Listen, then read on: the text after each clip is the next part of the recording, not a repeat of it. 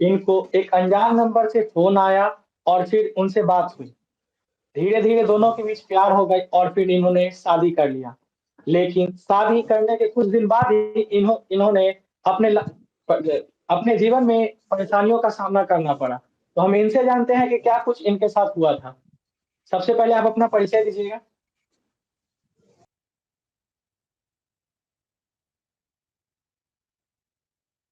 था कि मेरे पास रॉन्ग नंबर से कॉल आता है और कॉल करीबन हमें बात करते हुए 2 साल हो जाता है और इस बीच निधि मुझे कॉल करती कि मुझे यहाँ से ले चलो। मैं आरा पहुँचने के बाद निधि को लेके आता हूँ अपने घर पे। तो यहाँ में रहते हुए करीबन 14 दिन हो जाते हैं। 14 दिन बाद 15वां दिन रात को यार आरा पुलिस आती है मेरे पास और रात को हम लोगों को बिना वारंट पर अरेस्ट करके ले जाती है। ताकि निधि की फैमिली को पता था कि 2 सालों से हम लोग एक दूसरे से शादी करना चाहते थे, लेकिन उनकी फैमिली नहीं चाहती थी कि हमसे शादी हो। इस कारण झूठा कंप्लेंट दर्ज कराया गया था और मुझे बेग हेलो हाँ, हाँ, कैसे मुलाकात हुई थी आप लोगों की? हमारी मुलाकात रॉन्ग नंबर से हुई थी। लड़की कहाँ से है? लड़की आरा से है।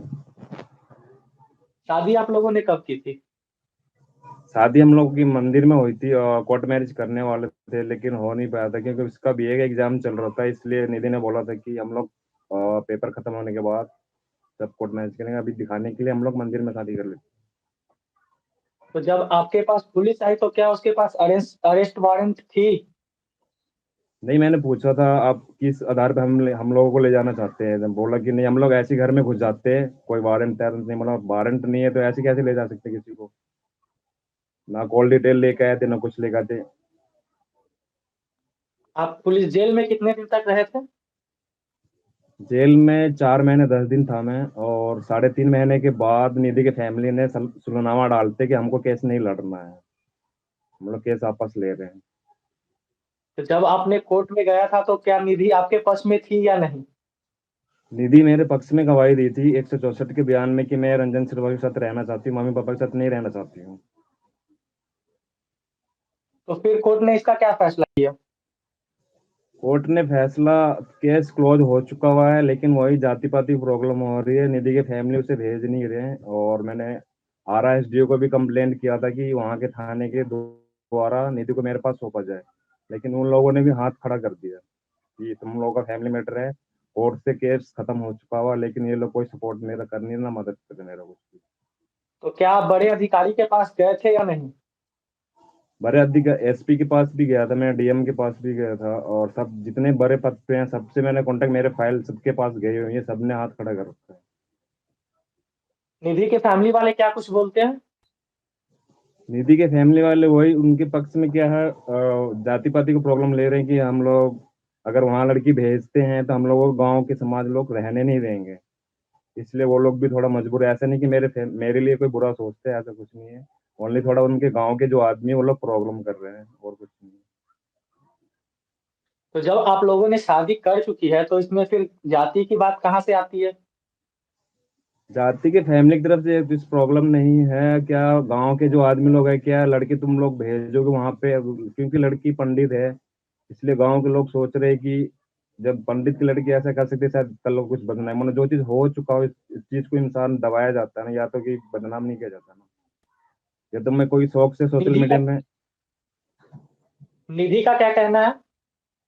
निधि का मेरे इस बात में मुझे छूटे आज 4 से 5 महीने होने जा रहे हैं। निधि से मेरी बात हुई थी बीच में, और लोग एक दूसरे न्यूज के द्वारा उनके घर भेजा गया था। तो निधि ने बोला था कि मुझे अपने एरिया के लोकल थाने में कंप्लेन करो। मैंने यहाँ भी किया था, और SDO को जैसे ही मैंने पहले बताया, यहाँ से भी वहाँ से दोनों कोई पुलिस प्रशासन कोई सपोर्ट नहीं कर रही है, क्योंकि वो भी पंडित है सीनियर अफसर, ये भी पंडित है। तो अब क्या मतलब उनके फैमिली अभी क्या बोल रहे हैं? आप क्या आपके फैमिली निधि से जैसे मेरी बात हुई थी अभी बीच में, निधि निधि का कहना है कि वही जैसे मैंने आपको अभी पहले बताया, निधि का कहना है कि मेरे मम्मी पापा आने नहीं देने, लोकल थाने की कंप्लेंट करो और मुझे यहाँ से ले जाओ। पेपर मैंने आपको भी सेंड किया हुआ था, जी जी। अपने तो खुद आपके भी फैमिली देखा होगा रखने के लिए पेपर में। रेडी है? हाँ जी हाँ। अभी क्या मतलब पुलिस को आपने फिर से कंप्लेन किया क्या उस मतलब उस पे रहने इसके फैमिली के लिए? हाँ, लेकिन उन पे कोई प्रभाव नहीं पड़ रहा उन चीज़ों में। क्या बोलते हैं उनके फैमिली वाले, क्या बोलते हैं? कहने का मतलब है, निधि के फैमिली से मैं हाथ जोड़ के विनती करना चाहता हूँ कि जो हो गया उस चीज़ को भूल के हमें अपनाया जाए, और जो होना था वो तो हो चुका है, लेकिन आगे ऐसे कब तक चलेगा?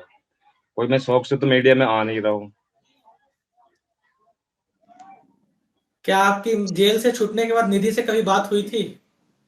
जेल से छूटने के बाद निधि से मेरी दोस्त की बहन है, जो उनसे कंपेंट्स में बात हुई थी, यही बात, और उसके बाद 3-4 बार बात हुई थी, और फिर फ़ोन दोबारा छीन लिया जाता है उसका।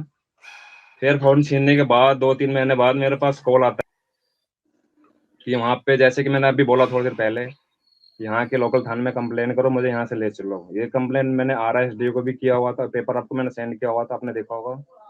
वहाँ का पर्सन बोल रहे हैं कि केस खत्म हो चुका है, तुम लोगों का फैमिली मैटर है, हम लोग इसमें इंटरफेयर नहीं करेंगे। मतलब आप सीनियर अफ़सर होके ऐसे बात करेंगे तो कैसे होगा? मैंने तो यही कंप्लेंट अभी किया था निधि कि कहाँ है? वहाँ द्वारा। हेलो? अभी निधि कहाँ है? निधि अभी अपने फैमिली के साथ रहती है। कहाँ, आरा में ही है? हाँ जी। कितना दिन आप लोग शादी के बाद साथ रहे थे? हम लोग 14 दिन रहे थे। और 15वें दिन पुलिस आ गई थी? हाँ, 14वें दिन ही नाइट में 11 बजे बिना वारंट के मुझे अरेस्ट करके ले जाते हैं यहाँ से। यहाँ लोकल पुलिस को भी सपोर्ट नहीं लिया जाता, जहाँ मेरे एरिया का है। वो लोग बोले हम लोग ऐसे ही लेके चले जाते हैं। मैंने ऐसे कैसे जाएँगे? मैं यहाँ से गया था इसलिए कि मुझे बोला गया था कि वहाँ पे रीति-रिवाज से शादी कराई जाएगी, इसलिए मैं यहाँ से चला गया। मैं जाने जाने वाले नहीं थे हम लोग। फिर निधि ने मुझे बोला कि चलो ठीक है, सब ठीक हो जाएगा, घर पे मम्मी-पापा मान गए हैं। वहाँ जाने के बाद ये लोग मुझे अंदर करवा देते हैं, और जैसे कि फिर निधि हमें कोर्ट आपके में पेश सपोर्ट में किया थी? जाता। हाँ जी? निधि आपके सपोर्ट में थी, तो फिर केस हाँ, किस निधि बात की हुई थी? स्टार्टिंग से मेरे मेरे सपोर्ट में ही थी निधि, और मेरे घर तक वहाँ आरा जाने तक निधि का भी एक ही स्टेटमेंट था कि मैं इनके साथ ही रहना चाहती हूँ, मैं दूसरी शादी कहीं कर भी नहीं सकती, क्योंकि 2 सालों से हम लोगों का रिलेशनशिप था, काफ़ी टाइम से। उसकी फैमिली भी जानती थी।